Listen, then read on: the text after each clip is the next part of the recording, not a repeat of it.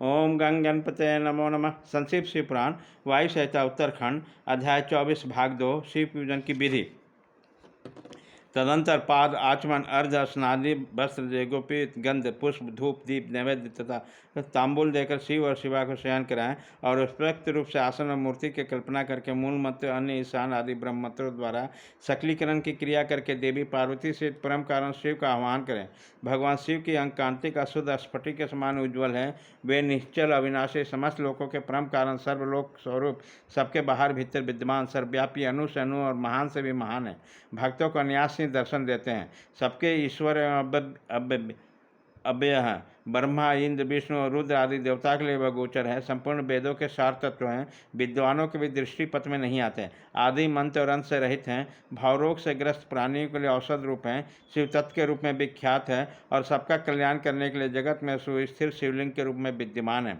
ऐसे भावना करके भक्ति भाव से गंध धूप दीप पुष्प और नैवेद्य इन 5 उपचारों द्वारा उत्तम शिवलिंग का पूजन करें।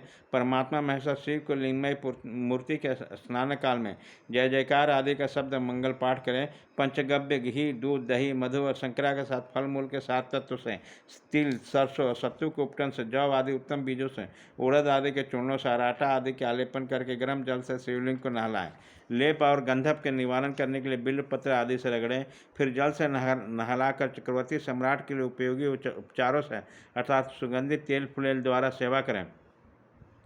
सुगंध युक्त आंवला और हल्दी से भी क्रमशः अर्पित करें। इन सब वस्तुओं से शिवलिंग अथवा शिव मूर्ति का भली भांति शोधन करके चंदन मिश्रित जल कुश पुष्प युक्त जल स्वर्ण और रत्न युक्त जल तथा मंत्र सिद्धि जल से क्रमशः स्नान कराएं। इन सब द्रव्यों का मिलना संभव न होने पर यथासंभव संग्रहित वस्तुओं से युक्त जल द्वारा अथवा केवल मंत्र अभिमानित जल द्वारा श्रद्धापूर्वक शिव को स्नान कराएं। कलश शंख और वर्धनी से तथा कुश और पुष्प से युक्त हाथ के जल से मंत्रोच्चारण पूर्वक इष्ट देवता को नहलाना चाहिए।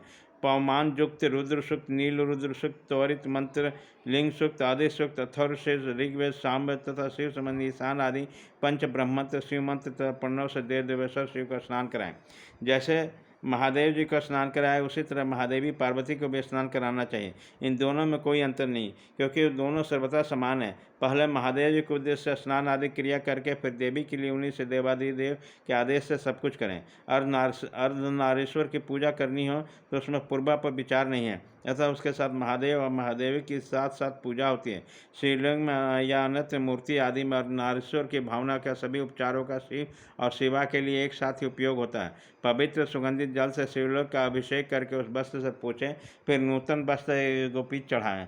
तत्पश्चात पाद आचमन अर्ध गंध पुष्प आभूषण धूप दीप नैवेद्य पीने योग्य जल मुख सिद्धि पुनराचमन मुखवास तथा संपूर्ण रत्नों से जटित सुंदर मुकुट आभूषण नाना प्रकार के पवित्र पुष्पमालाएं छत्र सवर व्यंजन ताड़का पंख दर्पण देकर सब प्रकार के मंगलमय वाद ध्वनियों के साथ इष्ट देव की निराजना करें अर्थात आरती उतारें।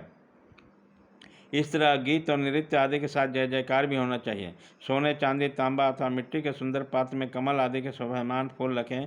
कमल के बीज तथा दही अक्षत आदि भी डाल दें।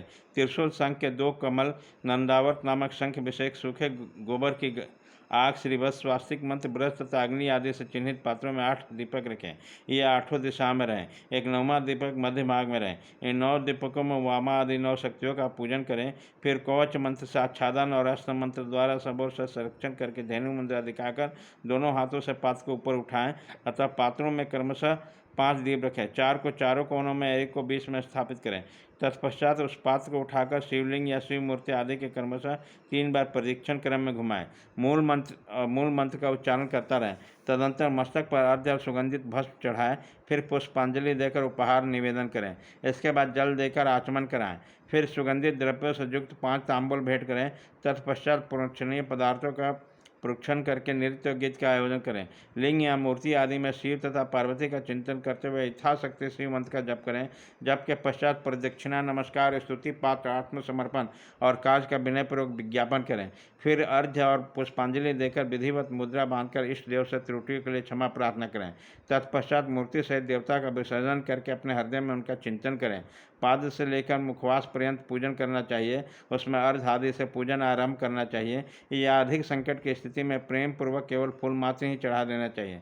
प्रेम पूर्वक फूल मात्र चढ़ा देने से परम धर्म का संपादन हो जाता है। जब तक प्राण शिव का पूजन किए भोजन न करें। अध्याय 24 खत्म।